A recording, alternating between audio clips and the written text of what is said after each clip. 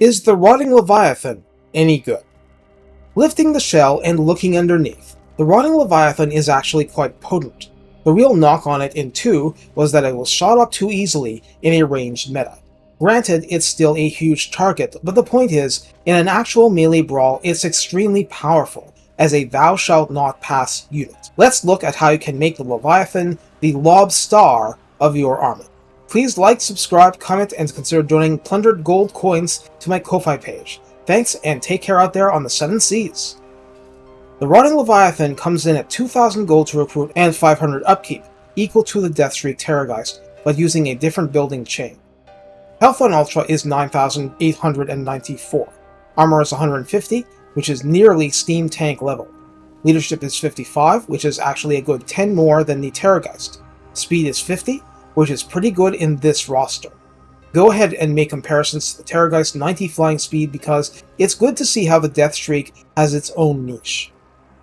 Melee attack is 52 without special sauce. Attack interval is 3.2. Yes, I said 3.2.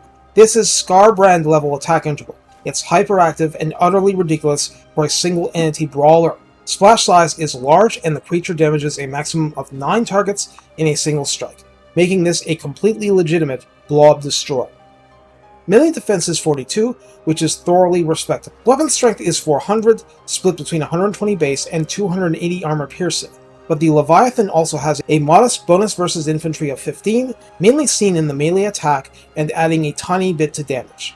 Charge bonus is 24, which is comparatively anemic. Mass is 5500, which is squarely in the super heavyweight category, and you need some very special stuff to out-heft it in a sumo match. Of course, this is a siege attacker. The undead unit causes fear and terror. It has no, none, zilch inherent regeneration, and has expert charge defense, meaning that if it plants its crusty legs in place, the charge bonus of whatever unit is charging, be it Scarbrand or Contreras himself riding Deathclaw, will be negated.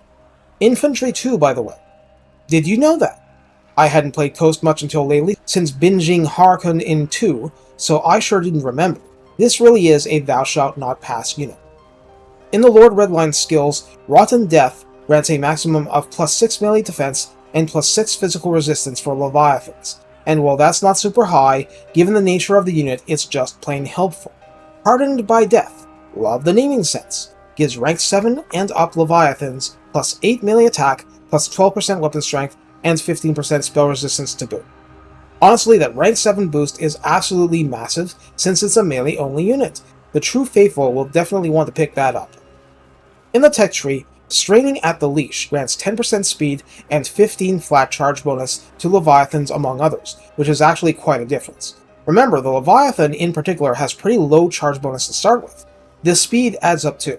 Reinforced Carcasses grants 20% physical resistance to Leviathans and a bunch of other advanced monstrous units. So now we see how this combines with the red line to give 26% physical resistance, something that is going to matter a lot when enemies not sisters and not silver bullet handgunners are trying to turn your crustacean into a pincushion. Enduring Reanimation is eventually a must-have tech granting minus 10% upkeep and minus 1 to recruitment time to a whole slew of monstrous units, including the Leviathan.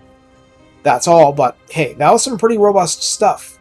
So how do you use a Rotting Leviathan? That comes down to the situation, but there's basically only 2 ways. As a bulwark against enemy melee combatants, including any kind of cavalry charge, and just hoping you have the right ranged attack or magic to burn down the offending entities faster for the sake of efficiency. Or as the tip of a melee spear for those occasions where it doesn't matter what kind of damage or losses you take, you need to get into the enemy's grill. Having a Leviathan as the center of your charge makes life easier for everyone else, thus functioning as a heavy battle tank. The point is, this is a quote-unquote heavy tank. It's supremely armored, but chip damage will still hurt it, and it has no native form of regeneration. If you're going to use melee tactics with the Vampire Coast, you should bother to have a lord or hero on hand with Invocation of the Heck, since healing will do more for a unit like this than most. Everyone loves healing, but healing a unit that's hard to seriously damage to begin with is more cost efficient. In the end, the Leviathan is there for you to pin enemies in melee, whether the enemies want to be in melee or not, and the ferocity of the attack speed and general disruptive value is good for you, bad for them. You have every reason to snap your pincers at lords and heroes whenever possible, and help out your own heroes, who are some of your best melee fighters out there. This isn't the goblin crying out, "I'm helping!" No, you really are. And if the problem can be solved with more gunpowder at range, your Leviathan sits and watches, and it's fine. Being a heavy reserve isn't a waste when serious armies come calling.